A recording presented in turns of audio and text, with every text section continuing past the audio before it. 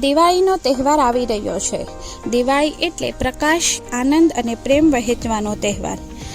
આ તહેવારે આપણને શીખવા મળે છે કે આભાર માનવો એ પણ એક સુંદર સંસ્કાર છે। તો ચાલો આ દિવાળી ઉજવીએ થેન્ક યુ કાર્ડ આપીને, જેમણે આપણું જીવન સુંદર બનાવ્યું છે। દરરોજ કેટલાય લોકો આપણને મદદ કરે છે, પરંતુ આપણે તેમને થેન્ક યુ કહેવાનું ભૂલી જતા હોઈએ। તો આ દિવાળીએ આપણે તેમને એક થેન્ક યુ કાર્ડ, મીઠાઈ અને એક ફૂલ આપવાનું છે અને તેમની આંખોમાં જોઈ તેમનો આભાર માનવાનો છે અને તેમને કહેવાનું છે, તમે છો તો મારું દરેક કાર્ય સરળ બને છે।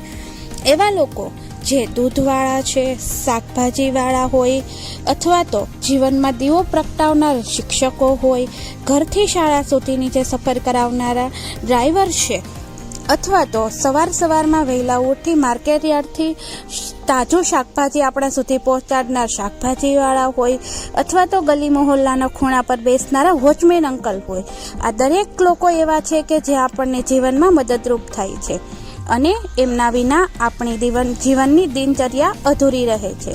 આ દિવાળી આપણે ફટાકડાથી નહીં, પરંતુ આભારના શબ્દોથી ઉજવીએ, કારણ કે જે દિલથી થેન્ક યુ કહે છે એના જીવનમાં હંમેશા પ્રકાશ રહે છે।